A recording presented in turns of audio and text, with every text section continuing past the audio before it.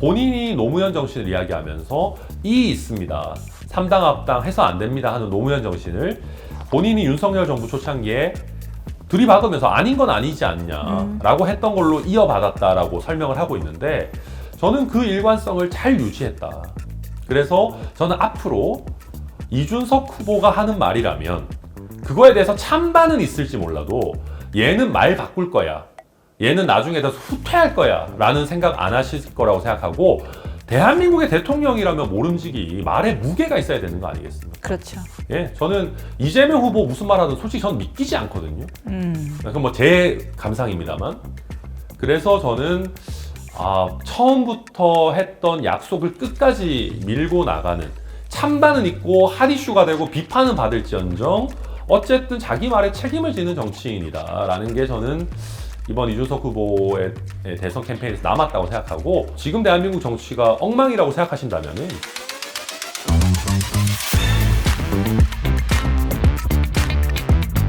사전투표가 오늘까지 마무리됐습니다. 그리고 한밤중 기습 방문을 시도한 김문수 후보와 이준석 후보 간의 단일화는 결국 이루어지지 않았고요. 그 와중 이준석 후보의 그 3차 토론회사의 발언 내용은 오늘까지도 논란이 되고 있습니다.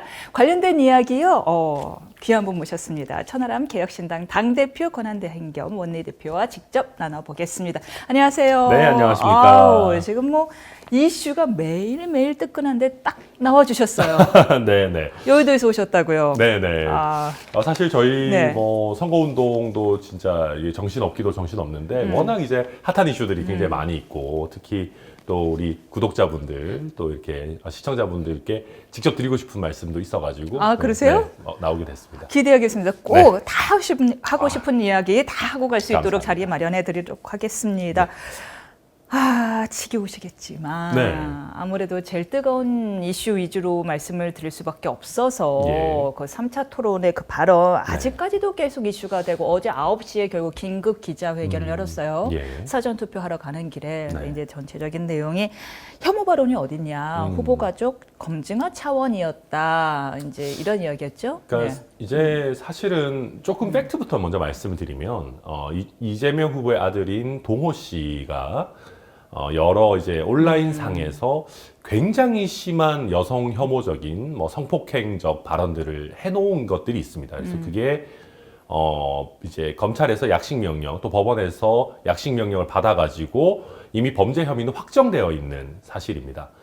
이 부분을 이준석 후보가 사실은 조금 최대한 순화한다고 순화해서 TV 토론에서 뭐 이재명 후보나 특히 또 약간 내로남불 논란이 있는 권영국 후보에게 물었던 것인데요.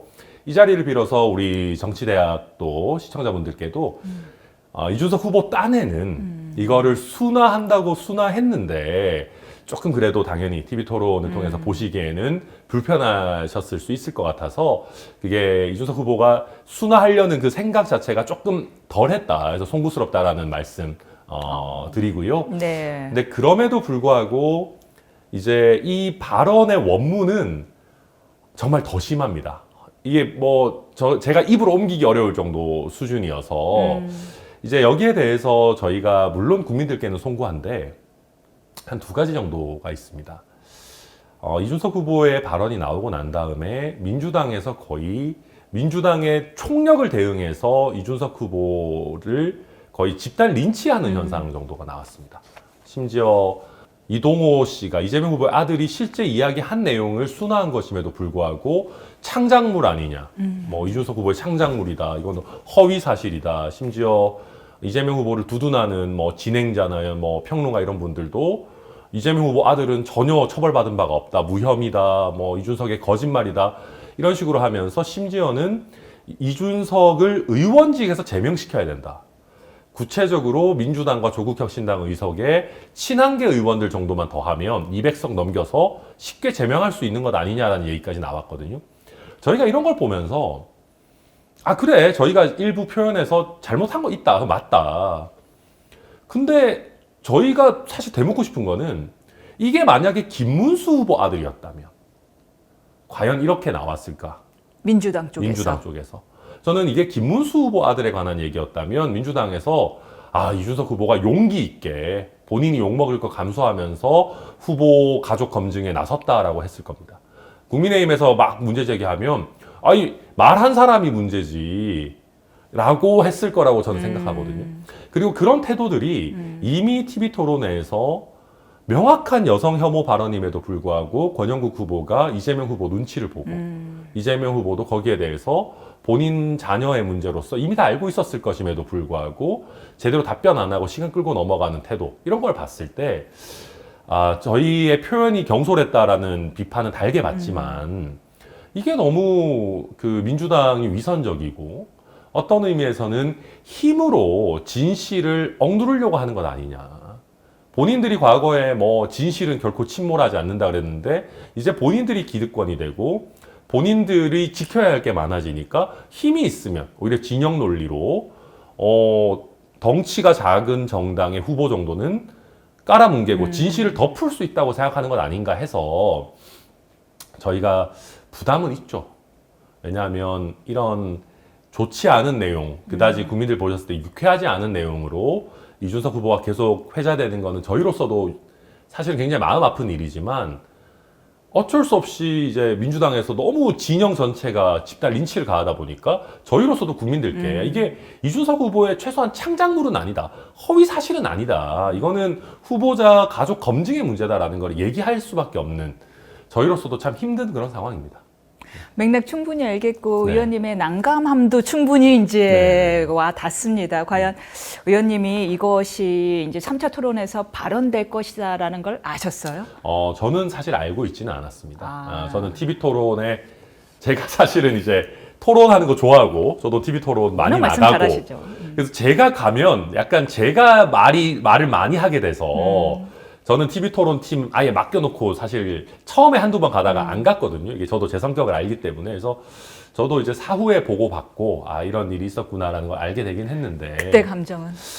좀 아쉽긴 했죠. 그러니까 후보께서 순화를 하신다고 했는데 조금 더 순화했다면 어땠을까라는 안타까움은 있었지만. 하지만 그 맥락이 이해받지 못하는 거에 네. 대한 아쉬움이 더 크시겠어요. 네, 그렇습니다. 근데 아무래도 이제, 저는 네. 뭐 선대위원장이니까요. 네. 이준석 후보에게 조금 더 감정이입이 될 수밖에 당연히 없는 그렇죠. 뭐 그런 상황이죠. 그렇다면 제가 하는 반론은 아니고 이제 민주당 쪽 반론을 제가 한번 여쭤봤을 네, 테니까 네, 충분히 거기에 대해서 그럼요. 항변하실 수 있는 기회를 드리겠습니다. 일단 민주당 쪽 반론은 해당 문제의 발언, 제가 제 입으로 말하지는 않겠습니다. 네, 네. 해당 문제의 발언은 판결문에 나온 공소 사실에 적시된 발언은 아니다. 심한 다른 표현들이 벌금 500만 원에 들어가긴 했으나 정보통신망법 위반이긴 하나 그 발언은 이게 확인되지 않았다라고 주장하거든요. 그렇지 않습니다. 그 발언 자체가 있어요? 그 발언 자체가 들어가 있고요. 오케이. 최근에 약식 명령이 확정된 공소장에 첨부된 범죄 일람표가 이미 확인이 됐습니다. 그러니까 똑같진 않습니다. 똑같이 읽을 수는 없는데요. 그 핵심, 뭐 소위 말하는 젓가락 발언이라고 하는 그 내용은 다 들어가 있습니다. 오케이. 그래서 그것은 민주당에서 사실 지지층을 대상으로 일부러 허위 사실을 저는 좀 유포하고 있는 게 아닌가 그런 생각을 합니다. 알겠습니다. 그다음 두 번째는 약간 중도층의 의견인 것 같은데 뭐냐 하면 네. 알겠다. 네. 맥락은 네. 충분히 알겠는데 알다시피 뭐 비교는 좀 그렇지만 이재명 후보의 형수 욕설 발언도 네. 어차피 인용 아니냐. 그의 주장에 따르면 그의 주장에 네. 따르면 내가 직접 했다는 게 아니라 나는 인용했을 뿐입니다. 맥락은 이러이러합니다. 였잖아요. 인용이더라도 네. 그 수단이 과할 경우에는 조금 과한 비판을 받는 것이 마땅하지 않느냐라는 의견도 있습니다. 네, 저는 그런 비판은 충분히 수용할 수 있다고 생각하고요. 특히 국민들께서 비판하는 거에 대해서 저희가 뭐라고 할 생각은 없습니다. 민주당. 네, 근데 이제 네. 그러니까 그런 겁니다. 이재명 후보의 욕설, 본인은 중요 부분은 인용이었다고 하지만 들어보신 분도 알겠지만 인용으로만 이루어져 있지 않습니다. 굉장히 창의적인 내용들이 많이 있기 때문에 이것도 그러니까 이재명 후보의 어떤 의미에서 대단한 점은 너무 이 수위가 우리 예상을 넘어서서 공론장에서 다루기 어려울 정도의 내용이다. 이거는 저희가 봤을 때 좀 한국 정치에서 지금까지 보지 못했던 초식, 보지 못했던 방어막 아니냐라는 생각이 좀 있고요. 그러니까요. 방송국에서 들을 수가 없어요. 들을 수가 없습니다. 이거는 뭐 젓가락 발언은 계속 나오겠지만 네. 그 발언은 나올 수가 없어요. 젓가락 발언도요. 솔직히 얘기하면요. 원문은 말할 수가 없습니다. 네. 그 정도군요. 네. 그 얘기 다시 한번 드리고 이제 그런 겁니다. 저희가 TV 토론에서 조금 과한 거 아니냐. 근데 한번 생각해 보십시오. 지금까지 대통령 임기 중에 가족들이 문제 일으킨 게 한두 번이 아니고 문제가 없었던 정권이 거의 없었던 것 같습니다. 뭐 권력형 비리, 뭐 김영삼, 김대중 정권도 그렇고 노무현 대통령도 형이 있었죠. 뭐 그 이후에도 계속해서 박근혜 대통령 말할 것도 없고 뭐 최순실, 정유라의 발언 사실 얼마나 국민적인 공분을 일으켰습니까? 실제 뭐 박근혜 대통령의 딸도 아니었는데 뭐 그 이후에도 문재인 대통령의 딸과 사위 이슈도 사실 지금도 이미 핫 이슈가 되고 있는데요. 이런 상황 속에서 이재명 후보 본인이나 또 김혜경 여사 같은 경우에도 지속적으로 김건희 여사를 타겟팅하면서 가족에 대한 검증은 제한 없이 이루어져야 된다는 취지로 말씀하신 바가 있습니다. 저희도 유쾌한 일은 아닙니다. 저희도 연자제 하자는 것은 아닙니다. 그런데 한번 만약에 그 이재명 대표의 아들이 이재명 대통령이 혹시 당선이 돼서 임기 중에 이런 발언을 이어나간다, 온라인상에서 이런 활동을 이어나간다라고 하면은 이거는 정말 큰일 날 일입니다. 그러다 보니까 저희 입장에서도 가족 리스크에 대한 검증을 안 할 수는 없다. 그래서 뭐 더불어민주당도 과거에 뭐 줄리 논란부터 시작해서 뭐 5만 가지 얘기들을 사실은 했었는데 저희도 그게 유쾌한 일은 아니고 저희가 이걸 하는 거에 대해서 저도 참 안타까운 마음은 있지만 뭐 조금 불편하시더라도 그만큼 이 이슈 자체가 굉장히 좀 불편한 일이다. 그렇게 말씀드립니다. 알겠습니다. 이제 제가 그만 괴롭힐게요. 아니요. 괜찮습니다. 저도 사실은 뭐 좀 그렇습니다만 이게 한국 정치가 뭐 한국 정치만 그렇다고 하긴 그런 게 미국 정치도 막 난리더라고요. 뭐 그렇다 보니까 그렇긴 한데 그래서 결국은 저는 오히려 반대로 이준석 후보에 대해서도 수많은 굉장히 수위 높은 공격들이 있어 왔습니다. 대표적으로 성상납 뭐 이런 것들이 있었고 그런데 사실 이준석 후보의 어떤 그런 리스크라고 하는 것은 드러나거나 형사처벌이 되거나 한 것은 사실 없었습니다. 오히려 억압하기 위한 프레임 아니었냐라는 것이 이제 드러나고 있는데 근데 다른 후보들 뭐 김문수 후보는 뭐 잘 모르겠습니다만 특히 이재명 후보 같은 경우에는 워낙 사생활 리스크가 많다 보니까 이거를 부득이하게 다룰 수밖에 없다. 한국 정치 수준을 떨어뜨리는 것이 과연 이제 이재명 후보와 그 가족인가 아니면 그걸 지적하는 이준석 후보인가는 한번 잘 생각해 봐 주시기를 부탁드립니다. 네. 알겠습니다. 그리고 사실은 저희가 지금 녹화로 진행하고 있는 거여서요. 오늘이 29일 네. 목요일입니다. 그리고 네. 지금은 시간 10시인데요. 10시, 제가 이 말씀을 왜 드렸냐면 5월 29일 0시경에 천하람 의원실이 갑자기 대대적으로 뉴스에 나왔습니다. 네, 그렇더라고요. 근데 거기 앉아 있는 분은 김문수 후보님이에요. 저도 깜짝 놀랐습니다. 보도 보고. 그때 자리에 안 계셨던 거죠? 네네네. 아니, 그 빈 집에 왜 어떻게 들어가신 거예요? 그 사정 좀 말씀해 주세요. 저도 정확하게는 잘 모르겠는데요. 아마 김문수 후보 그 캠프 측에서 이준석 후보가 이제 천하람 의원실에 가 있다라는 첩보를 어디서 확보하셨나 봅니다. 사실과는 다른 첩보였는데. 개혁신당에서 흘린 거 아니고요. 그래서 솔직하게 말씀드리면요. 실제 저희가 그런 논의를 그 김문수 후보가 찾아오시기 전에 좀 한참 전에 했던 건 맞습니다. 절대 못 만나게 하려고? 그러니까 절대 못 만날까지는 아닌데요. 또 이준석 후보가 자기 의원실에 있으면 만나기가 너무 쉬우니까 저희가 또 회의도 해야 되고 할 일들이 많은데 그럼 차라리 천하람 의원실, 제 의원실에서 같이 얘기를 좀 하자 이런 논의를 잠깐 한 적이 있었는데 거기에 어떻게 좀 흘러갔나 봅니다. 저희가 뭐 일부러 흘리거나 이런 것까지는 아니고요. 근데 저희 입장에서는 이게 대한민국의 정치 불신을 생각 안 할 수가 없었습니다.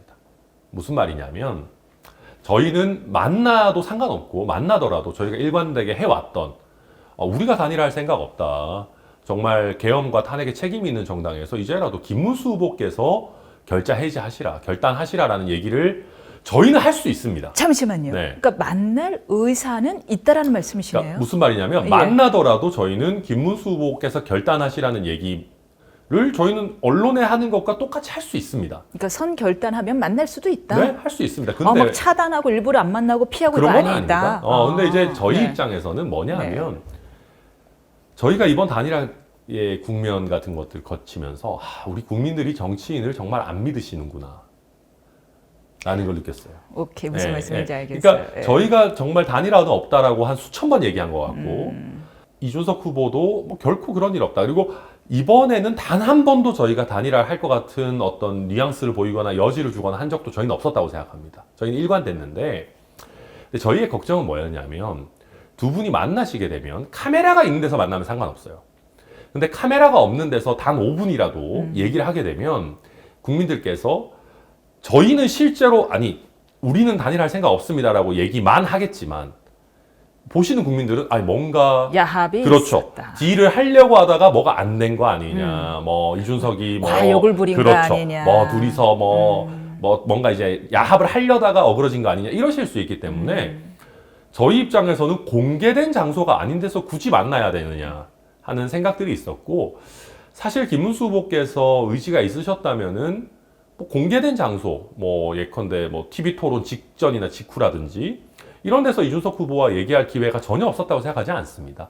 그런데 아마도 김문수 후보께서는 조금 프라이빗하게 만나고 싶으셨을 것 같은데 저희 입장에서 그거는 조금 염려가 되는 일이긴 했다. 그 정도 그렇다면 말씀드리겠습니다. 공개 요청이 들어와서 우리 공개적으로 만나시다. 그러면 만날 의사가 있다는 말씀이네요. 그럼요. 저희는 뭐 그런 거는 전혀 상관없었다. 실제로. 그 얘기는 그럼 실제로 그런 공개 요청이 없었다는 얘기? 없었습니다. 뭐 차단됐다. 그래서 아닙니다. 집도 뭐. 몰라서 찾아갈 수 없었다. 그러니까 그게 이제 약간 네. 뭐 집에 찾아오고 뭐 약간 개인적으로 만나고 이런 게 아니라 저희는 공개된 장소에서 만나는 거였다면 뭐 전혀 문제가 없었습니다. 근데 좀 시기도 좀 묘하긴 해요. 왜 하필이면 이준석 후보가 그 발언을 해서 약간 지탄을 받고 있는 와중에 찾아왔단 말이에요. 이쯤 되면은 약간 너가 좀 약해지지 않았을까 하는 의사가 좀 읽혀졌거든요. 저는 뭐 모르겠습니다. 김문수 후보께서 그렇게까지 네. 계산적인 분은 아니라고 믿고 싶습니다. 아, 그렇고. 네. 그거 한번 단도직입적으로 여쭤볼게요.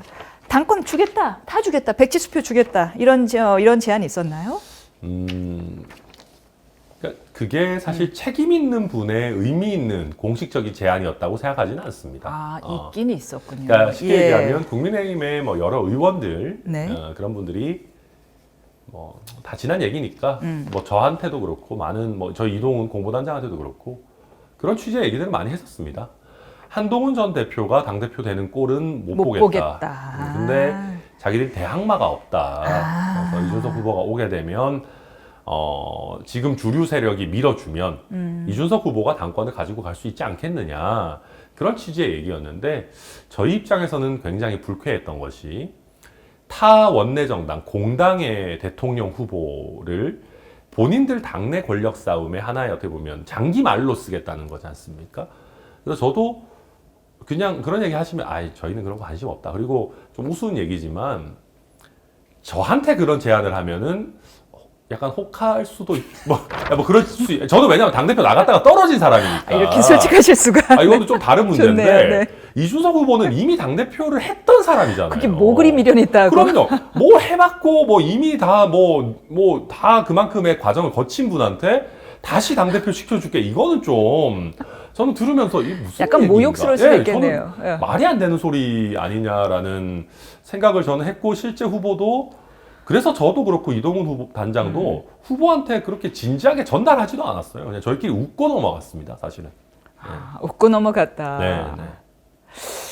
만약에 그렇다면 이제 지금 김문수 후보가 윤 정권에서 노동부 장관을 하셨잖아요. 이제 그리고 지금 뭐 여러 뒤에 친윤 세력들이 있다라고 여러 공공연히 얘기가 되고 이런 부분들이 단일화에서 굉장히 많은 장애물로 작용할 텐데 네. 그렇지 않고 다 단절하겠습니다. 나는 확실하게 중도 확장 정책을 쓰겠습니다라고 했다면 네. 혹은 그런 사람이 후보가 됐다면 어떻게 조금 지금 단일화 과정이 좀 달라졌을까요? 저는 반대로 이렇게 말씀드릴게요. 네. 이준석 후보가 네. 이제 예를 들면 갑자기 저는 이제는 60대 70대의 이익을 최우선하겠습니다. 저는 어르신들에게 사랑받는 누구보다 예절 바르고 싸가지 논란은 하나도 안 나오는 50대부터 무임승차. 그렇죠. 저는 뭐 지금 대한민국의 모든 자원을 우리 어르신들을 위해서 쓰겠습니다. 이렇게 만약에 한다면 싸가지 없던 제 과거와 단절하겠습니다. 그 사람들이 믿겠습니까? 알겠습니다. 예. 저는 뭐 김문수 후보께서 어떤 말씀을 하신다고 해도 네. 선거 앞두고 갑작스러운 어떤 변화라는 거는 일단 기본적인 신뢰의 문제가 있을 것이고 저는 애당초에 국민의힘의 대선 후보가 한동훈 전 대표나 안철수 후보, 뭐 의원이나 홍준표 시장이나 오세훈 시장이나 이런 어떤 실제 중도 확장성이 있고 또 탄핵이나 이런 부분에 대해서 국민 눈높이에 맞는 판단을 하셨던 분이었다면은 저희가 단일화를 그래도 하진 않았겠지만 압박은 엄청나게 느꼈을 거라고 생각합니다. 근데 솔직히 저희는 김문수 후보가 되는 순간 저희끼리 야 이거 단일화 압박 없겠는데? 그러니까 여론의 압박이 거세지 않겠는데? 왜냐면 누가 봐도 김문수 후보랑 이준석 후보가 손잡는 건 말이 안 되지 않습니까? 그래서 저희는 애당초 단일화 생각도 없었고 압박도 저희가 생각했던 만큼 강하지도 않았다. 뭐 그렇게 평가합니다. 이재명 후보의 거북선 그 논란이 있었지요. 뭐 정확히 말하면 이재명 후보의 거북선 논란이었는데 이준석 후보가 지적을 한 부분이고요. 그렇죠. 굉장히 그건 유효했어요. 저희가 사실 유효타를 많이 남겼죠. 이번에 코끼리도 그렇고, TV 토론에서 아무래도 이준석 후보가 최근에 이제 젓가락 발언 이슈가 많이 되지만 그 이전에도 사실 TV 토론을 주도했던 것 같고요. 거북선 발언도 그 중에 하나인데요. 그래서 아쉬웠어요. 3차 토론 많이 기대했단 말이에요. 마지막 토론은 정말 더. 그렇습니다. 저희도 뭐 아쉬운 면도 있는데 우선 거북선 관련해 가지고는 그런 겁니다. 이재명 후보가 한 덩어리의 사안을 가지고 유리한 것만 취하고 나쁜 거는 남 탓을 하려고 해요. 그러니까 이게 감탄고토도 예를 들면 보통 다른 사안에서 이거는 달면 삼키고 저건 쓰면 뱉고 이러는데 하나의 사안에서 본인 얘기한 그런 거잖아요. 뭐 웨이브 파크 유치한 거는 잘했다는 거고 거북섬 전체가 잘 안 되는 거는 박근혜 대통령 박근혜 탓이다, 남경필 탓이다. 아니 이게 그 거북섬에 저도 가봤는데요. 가보시면 거기에 가봤어요. 핵심 어트랙션이 웨이브 파크입니다. 네네. 사실은.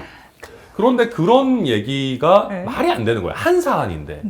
그러다 보니까 저는 그 논란에서 굉장히 유효했던 지점은 이재명 후보가 유능했다. 경기지사로 일을 잘했다라고 하는 프레임 자체도 잘 된 거는 자기 덕.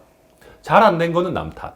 웨이브 파크가 잘 됐나요? 솔직히 그것도 그렇게 잘 되진 않았습니다. 그 내용도 나왔지만 사실 분양업자만 시행업자만 돈을 번 것 같아요. 영업 이익이 제대로 의미가 있거나 주변 상권이 살아나는 게 아니라 부동산으로 사실은 리조트 그렇죠. 분양해서. 분양해가지고 그것만 한 거 아니냐라는 얘기가 나와서 사실 웨이브 파크도 자기 치적이다라는 것도 안 맞는 얘기인데 어쨌든 그러니까 제가 이거 보면서 느끼는 거는 TV 토론 세 차례를 통해 가지고 가장 큰 성과는 이재명 후보의 유능 프레임을 박살낸 거다. 뭐 저는 그렇게 생각합니다.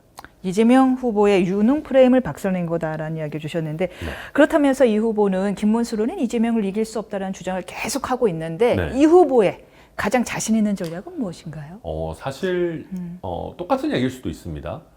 비상계엄으로부터 자유롭고 탄핵에 있어서도 강에 빠지지 않았고 특히 지금 김문수 후보로서는 사실상 접근이 불가능한 젊은 세대와 중도층 확장이 가능하다. 그냥 한번 사실 생각해 보십시오. 그런 일이 일어나지 않아서 저도 아쉽지만 국민의힘이 마지막에라도 우리가 이번에는 후보 낼 건 아니었던 것 같다. 국민들한테 정말 사죄드린다 라고 하고 후보를 내지 않거나 사퇴를 했다면 그런 비판도 분명히 있죠. 그랬다면 이준석 후보와 이재명 후보는 저는 아주 박빙의 승부를 벌이는 것이 가능했고 그런 어떤 아름다운 후퇴가 있었다면 이건 단순 수치를 넘어서는 어떤 컨벤션 효과나 감동도 있었을 거라고 생각합니다. 근데 뭐 그런 판단을 하실 분들이라면 지금 이 정도로 당을 망가뜨리진 않았겠죠. 그래서 저도 뭐 크게 기대를 하고 얘기를 한 건 아니고요. 이준석 후보의 경쟁력이라는 게 그런 겁니다. TV 토론에서도 보셨겠지만 최소한 모든 분야에 대해서 자기의 생각이 상당 부분 정립이 되어 있고 그걸 국민들 앞에 밝히기를 두려워하지 않고 또 비합리적인 부분에 대해서는 아닌 건 아니라고 할 수 있는 후보 또 이공계 출신 후보로서 조금 더 과학기술 패권 경쟁에서 대한민국을 잘 이끌 수 있는 후보라는 것들이 많이 드러났기 때문에 저는 법조인들이 번갈아 가면서 집권하면서 서로 막 재판하고 수사하고 감옥 보내고 저도 법조인이지만 그런 사이클을 좀 깰 때는 됐다. 이번에는 법조인, 저도 어차피 출마 안 했기 때문에 이번에 법조인을 할 때는 아니지 않냐라는 면에서 좀 엣지가 있었지 않나 생각합니다. 공약을 한번 좀 얘기해 볼까요? 제 공약 인상 깊은 부분이 뭐냐 하면은요. 지자체에 상당한 많은 자유를 부여한다라는 부분이에요. 특히 그 부분은 저도 혹하더라고요. 최저임금 같은 경우 네. 지자체에서 알아서 결정하라 이런 정책을 이런 공약을 내세운 이유는요. 제가 만약에 뭐 광역단체장이라고 하면은 네. 외국에 있는 어떤 기업체 대표 아니면 수도권에 있는 기업들 만났을 때 할 얘기가 사실 없습니다. 네, 우리 광역단체장들이 그래요. 가면은 오세요. 네, 왜 가요? 왜 가? 그러면 뭐 산업단지 조금 싸게 분양해 드릴게요. 지방세 깎아 드릴 게 의미가 없어요. 우리나라 지방세가 얼마 안 되기 때문에. 그리고 깎을 수도 보통 없고요. 재량이 없고. 그런 상황이니까 사실은 뭐 유치 경쟁이랄 게 잘 없어요. 그냥 인맥으로 부탁하는 거예요. 네. 그러네요. 네, 근데 이제 예를 들면 저희 우리 지역 같은 경우는 법인세는 조금 낮춰드릴 텐데 법인세 자율화도 저희 들어가 있거든요. 맞습니다. 법인세도 조금 낮춰드릴 텐데 대신에 우리 지역에는 우수한 인력 풀이 좀 많으니까 최저임금은 조금 높여서 우리 지역에 좀 양질의 일자리를 만들어 달라라는 형태거나 반대로 우리 지역은 조금 단순히 일자리라도 좋으니까 인구 유출이 너무 심하니까 최저임금 약간 깎아드릴 테니까 와서 생활인구 좀 늘려달라거나 이런 어떤 조합들이 가능하고 그게 사실은 중앙에서 여의도에서 그냥 쫙 내리는 게 아니라 지역 특성별로 법인세와 최저임금을 적절하게 균형을 맞추는 그러니까 미국의 각 주들이 그렇게 하듯이 하는 전략을 좀 한번 취해봐야 도지사든 시장이든 누구를 만났을 때 뭔 얘기라도 할 수 있을 거 아니냐. 우리 지역의 특성이 이렇고 여기가 이런 이득을 볼 수 있고 그래서 그런 거를 얘기를 했고요. 결국은 해외에 이전한 공장들의 국내 유턴도 저희가 그걸 같이 도모하려는 그렇죠. 작전인 거네요. 예. 그랬던 건데 이제 아직 우리나라에서는 지자체가 뭘 자율로 한다는 거에 대해서 사실 걱정도 있는 것 같습니다. 근데 저는 이게 좀 큰 틀에서 보면 지방 정치 개혁 권한이기도 하거든요. 그러니까 공약이기도 해요. 정치 개혁 공약이기도 한 게 많은 분들이 시의원, 그러니까 기초광역의원 없애야 되는 거 아니냐. 이 사람들이 하는 게 뭐가 있냐. 그냥 민원 처리 조금 하고 뭐 폼 잡고 행사 다니고 이러는 거 아니냐. 그러다 하시는데, 해외 한번 다녀오고. 네. 근데 사실 중요한 결정을 그분들이 할 수 있는 권한이 잘 없어요, 실제로. 그렇군요. 그러니까 각 당도 정말 경쟁력 있고 뛰어난 인물을 공천하기보다는 그냥 말 잘 듣는 사람들, 조직세 있는 사람들. 근데 만약에 우리가 지역에 있는 의회에서 정말 중요한 결정들을 해야 된다. 라고 하면 저는 지역 정치의 풍토도 많이 바뀔 것이다. 그렇게 조금 뭐 정치 개혁까지 포함한 공약인데 그거는 뭐 어쨌든 약간 좀 광범위한 내용이고 일단은 지역의 자율권을 최대한 줘서 특성에 맞게 어떤 경제적 정책을 좀 해보자 이런 얘기입니다. 여러 가지 그러면 첫 번째 공약이랑도 연결이 되네요. 정보부처의 중앙정보부처의 힘을 빼겠다 하고도 결과적으로는 연결이 되네요. 그렇습니다. 유기적으로. 네. 저는 그래서 그 취지에 굉장히 공감을 하고 이해도 가는데 또 지역민 입장에서는 이런 비판도 가능할 것 같아요. 어차피 지역민 우리 평균 임금이 얼마인지 아냐. 네. 200에서 300이다. 그렇죠. 서울하고 격차가 이렇게 큰데 최저임금까지 자율로 맡기면 우리 보고 100 가져가란 얘기야? 이런 비판도 가능할 것 네, 같거든요. 그럴 수도 네. 있겠죠. 근데 저는 반대로 오히려 사실 그 많은 분들이 최저임금을 깎을까봐 걱정을 그렇죠. 하시는데 네. 저희 회의할 때는 반대였습니다. 오히려 일자리가 늘어서 아니죠. 최저임금 올릴까봐 걱정이었어요. 사실. 올릴까봐. 왜냐하면은 더불어민주당이 다수당인 지역의회다. 그럼 포퓰리즘적으로 최저임금 올리겠다고 막 하지 않을까봐 사실은 좀 걱정이었어요. 그럼 공장에 안 가죠. 그러니까요. 근데 어떤 의미에서는 그거를 우리 각 지역에서 본인들이 책임 있는 결정을 해보고 그 결과에도 책임을 져봐야 이게 이런 식으로 경제가 작동하는구나. 이게 일리 있네. 무작정 올리기만 한다고 되는 게 아니구나라는 걸 한번 겪어보셔야 되는 면도 있는데 그래서 저희가 이걸 너무 과도하게 올리거나 과하게 낮출 수는 없도록 이 한도는 설정하자. 그런 얘기를 사실 했었고 이거는 저희는 제정신이 있는 시도지사 그리고 광역의회라면 법인세와 어느 정도 연동하면서 지역의 특성에 맞춰서 할 수 있지 않을까. 저희는 기대는 하는데 모든 게 또 이렇게 합리적으로 잘 돌아가지는 않으니까 걱정하시는 것도 이해합니다. 네, 상당히 고민이 엿보이는 공약들이었다라는 말씀 드리고 싶고요. 마지막 질문이 될 것 같습니다. 이번 선거운동 과정에서 보여준 이준석 후보의 최대 강점 그리고 이 후보가 대통령이 돼야 되는 이유를 말씀해 주신다면요. 약속을 지켰다는 거. 저는 이번 선거에서 다른 건 다 필요하죠. 다 필요하지만 이준석 후보가 단일화를 하지 않겠다라고 하는 완주 약속을 지켰다는 것 그 자체가 저는 한국 정치에서 정말 의미 있는 일이라고 생각합니다. 물론 단일화를 원하셨던 분들은 저 괜히 표 갈라먹고 어쩌고저쩌고 하실지 모르지만 정당은 자기 후보의 당선을 위해서 끝까지 최선을 다하는 게 원칙인 겁니다. 단일화라는 거는 한국 정치에 굉장히 안 좋은 문화입니다. 제가 봤을 때는. 그걸 없애려면 이번에 많은 대선 후보들이 얘기했듯이 결선 투표제를 도입해야 되는 겁니다. 제도적으로. 저는 이번에 대한민국의 정치 불신이라는 거를 이준석 후보가 많이 깨지 않았나. 그리고 본인이 노무현 정신을 이야기하면서 있습니다. 3당 합당 해서 안 됩니다 하는 노무현 정신을 본인이 윤석열 정부 초창기에 들이박으면서 아닌 건 아니지 않냐라고 했던 걸로 이어받았다라고 설명을 하고 있는데 저는 그 일관성을 잘 유지했다. 그래서 저는 앞으로 이준석 후보가 하는 말이라면 그거에 대해서 찬반은 있을지 몰라도 얘는 말 바꿀 거야. 얘는 나중에 대해서 후퇴할 거야. 라는 생각 안 하실 거라고 생각하고 대한민국의 대통령이라면 모름지기 말에 무게가 있어야 되는 거 아니겠습니까? 그렇죠. 예, 저는 이재명 후보 무슨 말 하든 솔직히 저는 믿기지 않거든요. 그건 뭐 제 감상입니다만.